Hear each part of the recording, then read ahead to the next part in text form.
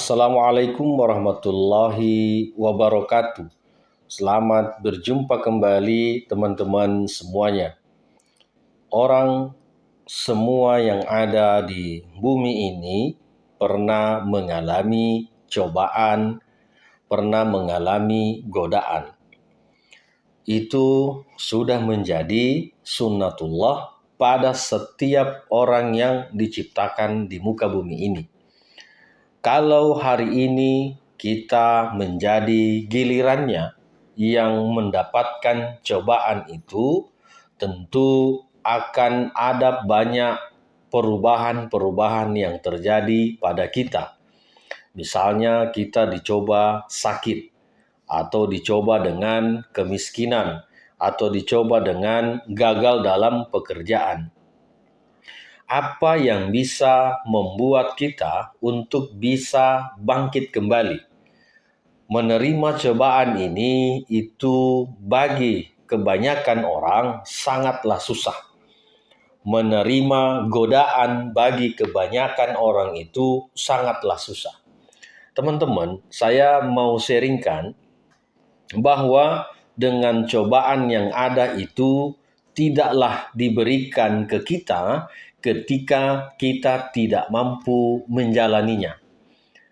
Allah menjanjikan di dalam Al-Quran, فَإِنَّ مَعَ الْعُسْرِ يُسْرًا Inna ma'al usri yusron. Setiap ada kesusahan, pasti ada kemudahannya. Setiap kita mengalami musibah, mengalami gagal, mengalami kesusahan, itu nanti ada kebahagiaannya, ada kelonggarannya. Karena itu merupakan pasangan sunnatullahnya. Orang akan berbeda-beda cobaannya. Orang akan berbeda-beda godaannya. Tetapi yang perlu kita yakini adalah tidak ada orang yang hidupnya susah terus. Tidak ada orang yang hidupnya senang terus. Susah dalam takarannya masing-masing, senang juga dalam takarannya masing-masing. Orang kaya susahnya mungkin bukan pada kekurangan harta. Bisa jadi dari kesehatannya diuji, dari keluarganya diuji, dari kesehariannya, lingkungannya diuji. Begitupun yang miskin, pasti ujiannya akan berbeda. Nah, artinya bahwa yang harus kuat di sini adalah mentalnya kita. Mental yang perlu kita contoh adalah mental singa. Singa, dia menjadi raja hutan. Dia menjadi penguasa di hutan belantara. Dia tidak pernah menjadi pengikut. Dia selalu menjadi pemimpin untuk dirinya sendiri. Singa tidak pernah memakan makanan sisa. Singa selalu memakan makanan dari hasil tangkapannya. Singa berani bertarung dengan sendirian.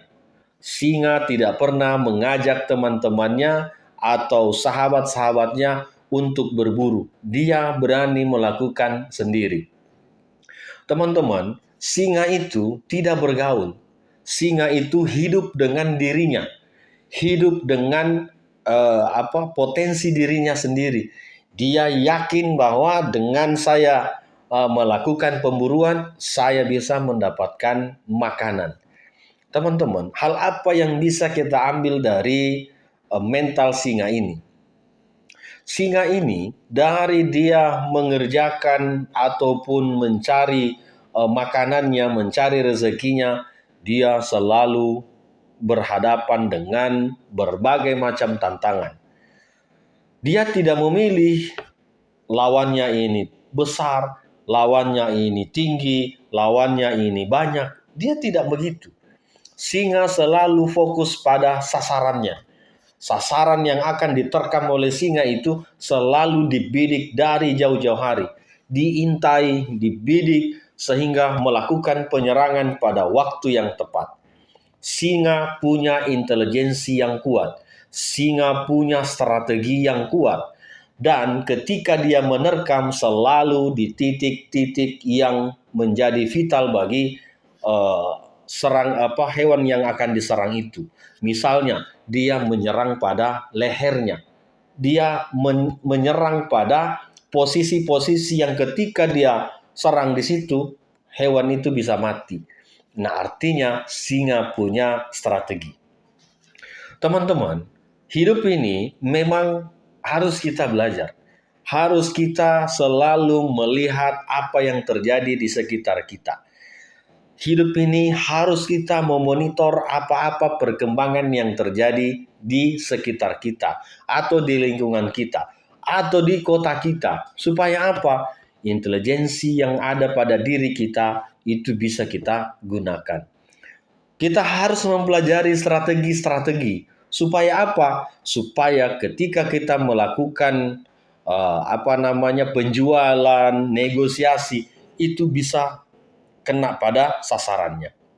Singa telah mengajarkan kita banyak sekali pelajaran. Walaupun pada hakikatnya singa ini sangat dibenci oleh semua hewan-hewan yang ada di hutan, tetapi ketahuilah bahwa singa itu menjadi raja bukan pada orang lain. Dia menjadi raja di hutan atas kemampuan dirinya sendiri. Dia tidak mengajak kerabatnya, dia tidak mengajak siapapun untuk bisa mencapai apa yang dia inginkan. Teman-teman semuanya, kalaulah kita mampu mempelajari ini, pasti akan banyak hal yang bisa berubah di diri kita. Dimulai dari mental kita, dimulai dari intelijensi kita, dimulai dari bagaimana kita menata strategi, dimulai dari bagaimana kita bertarung, sehingga kemenangan itu bisa kita dapatkan.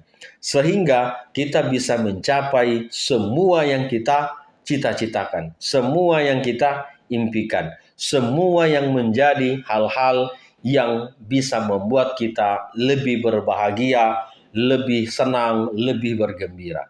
Teman-teman semuanya, di diri Anda punya kekuatan yang maha dahsyat.